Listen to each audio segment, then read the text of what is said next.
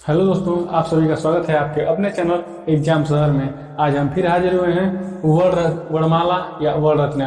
वर्ण रचना में हम दो पार्ट पढ़ चुके हैं। पहला पार्ट में स्वर वर्ण के बारे में पढ़े थे और दूसरा व्यंजन वर्ण के। तो आज हम देखते हैं, हम पढ़ चुके हैं। पहला जो हमारा था जो वर्णमाला, जो 3 भागों में विभाजित था। पहला उच्चारण के आधार पे, दूसरा वायु संवेग के आधार पे और तीसरा तारत्व के आधार पे। तो हमने पढ़ा उच्चारण के आधार पे।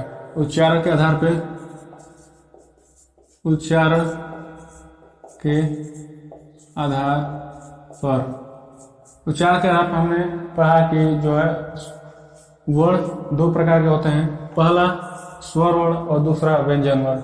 दूसरा व्यंजन वर्ण, पहला स्वर वर्ण और दूसरा व्यंजन वर्ण। स्वर वर्ण जो 4 भागों में विभाजित है। पहला ह्रस्व, दूसरा दीर्घ, तीसरा संयुक्त, चौथा क्लुप्त। उसके बाद व्यंजन वर्ण। व्यंजन वर्ण में जो है व्यंजन वर्ण 6 भागों में विभाजित है। ये 4 भागों में विभाजित है। पहला ह्रस्व, दूसरा दीर्घ, तीसरा संयुक्त, तीसरा और चौथा क्लुप्त। ये है जो व्यंजन वर्ण है वो 6 भागों में। पहला स्पर्श व्यंजन, स्पर्श। दूसरा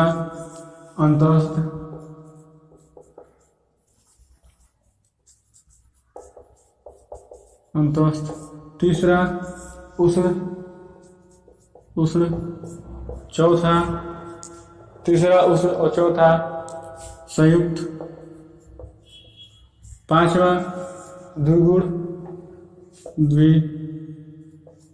गुण। छठवां जो है वैदिक।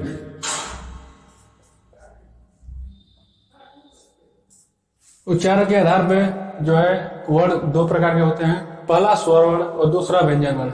तो स्वर वर्ण में हमने ह्रस्व, दीर्घ, संयुक्त और क्लुप्त इन चारों के बारे में विस्तृत पढ़ चुके हैं पार्ट 1 में। उसके बाद व्यंजन वर्ण जो 6 प्रकार के होते हैं, स्पर्श, अंतस्थ, उष्ण, संयुक्त, द्विगुण, वैदिक। इन व्यंजनों के बारे में पूरी तरह से हमने पार्ट 2 में पढ़ा है। आज हम पढ़ेंगे जो उच्चारण के आधार पर पढ़ चुके हैं। उसके बाद हमारा दूसरा था वायु संवेग के आधार पे। तो आज का हमारा टॉपिक है वायु संवेग के आधार पे वर्ण जो विभाजित है वो हम पढ़ेंगे। वायु संवेग के आधार पे वर्ण कितने भागों में विभाजित है।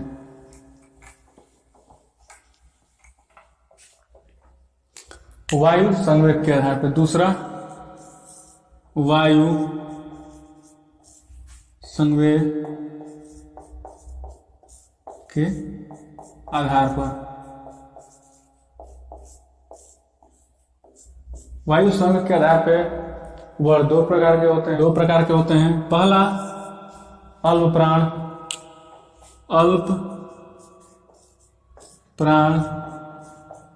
दूसरा महाप्राण।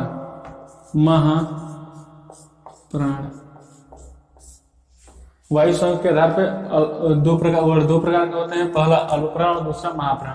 तो हम आज पढ़ेंगे अल्प प्राण और महाप्राण, दोनों पढ़ेंगे। तो सबसे पहले अल्प प्राण। अल्प प्राण किसे कहते हैं?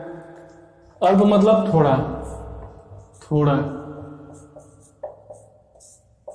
जिन वर्णों के उच्चारण में वायु धीरे से ली जाए या छोड़ी जाए, जिन वर्णों के उच्चारण में वायु धीरे से ली जाए या छोड़ी जाए, धीरे से ली जाए या छोड़ी जाए, उसे अल्प प्राण कहते हैं। उसे अल्प प्राण कहते हैं। अल्प प्राण किसे कहते हैं? जिन वर्णों के उच्चारण में वायु धीरे से ली जाए या छोड़ी जाए, उसे अल्प प्राण कहते हैं। अल्प प्राण, ये जो आप चार्ट देख रहे हैं, ये पहले हमने लिख दिया था ताकि इसको लिखने में समय न लगे, आपका समय बचे, मेरा समय बचे। तो ये जो देख रहे हैं ये वर्ग है पूरा, पहला वर्ग, दूसरा वर्ग, तीसरा वर्ग, चौथा वर्ग, पांचवा वर्ग। तो हम बता रहे हैं जो अल्प प्राण में के अंतर्गत वर्ग आते हैं, जो अल्प प्राण में वर्ग आते हैं उनके बारे में। तो जो है ये पहला वर्ग, दूसरा वर्ग और तीसरा वर्ग, चौथा वर्ग, पांचवा वर्ग। तो इसमें जो है वर्ग आएगा 1, 3, 5।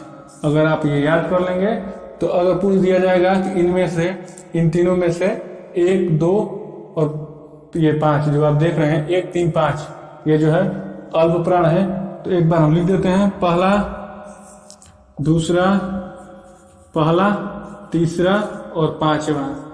ये जो वर्ग आप देख रहे हैं तो पहला वर्ग हम लिख लेते हैं क, च, ट, त, प। तीसरा वर्ग ग, ग, ज, गज, ड, द, ब, द, ब। उसके बाद पांचवा है र, न, अंग, अ, र, न, म। ये जो है आप देख रहे हैं ये जो है ये अल्प प्राण है, अल्प प्राण के वर्ण हैं। इन वर्णों के उच्चारण में अल्प प्राण की सहायता ली जाती है, या अल्प प्राण इन्हीं वर्णों को कहते हैं। क वो अल्प प्राण है, और उसके बाद हम अगला पढ़ेंगे महाप्राण। तो अल्प प्राण ये जो आप देख रहे हैं पहला, तीसरा और पांचवा वर्ग, इस चार्ट के माध्यम से पहला, तीसरा और पांचवा वर्ग अल्प प्राण है। और अल्प प्राण में इनके साथ साथ अंतस्थ व्यंजन, अंतस्थ व्यंजन, अंतस्थ, अंतस्थ, अंतस्थ व्यंजन। अंतस्थ व्यंजन कौन कौन सा है? य, व, र, ल।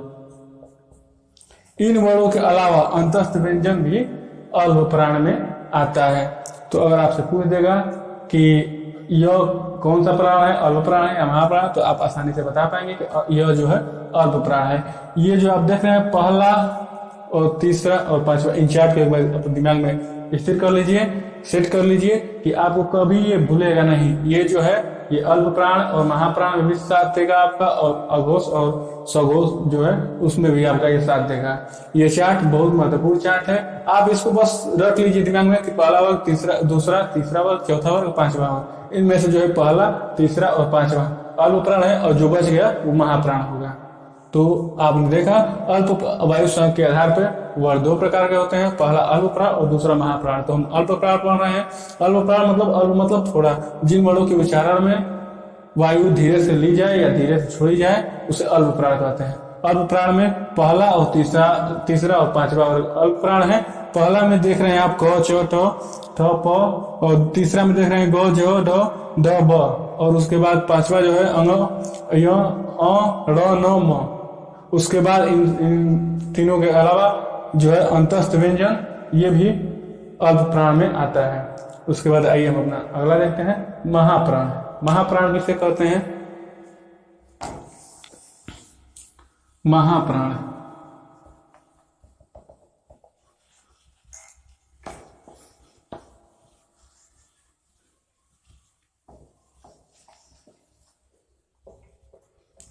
महाप्राण दूसरा जो है महाप्राण। महाप्राण, महाप्राण किसे कहते हैं? जिन वर्णों के उच्चारण में वायु तेजी से ली जाए और तेजी से छोड़ी जाए। जिन वर्णों के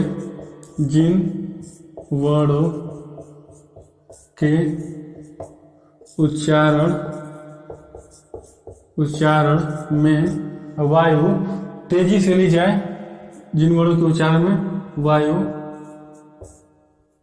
तेजी से ली अथवा छोड़ी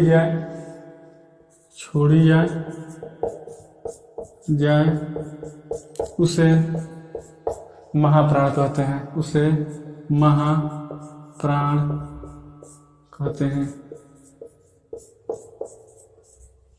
महाप्राण किसे कहते हैं? जिन वर्णों के उच्चारण में वायु तेजी से ली जाए अथवा छोड़ी जाए उसे महाप्राण कहते हैं। महाप्राण अल्प प्राण में हमने देखा कि पहला, तीसरा और पांचवा ये जो वर्ग है वो अल्प प्राण था। उसके बाद जो महाप्राण है दूसरा और चौथा, दूसरा और चौथा जो बच गया था वो दो वर्ग इसमें है, महाप्राण है, दूसरा और चौथा।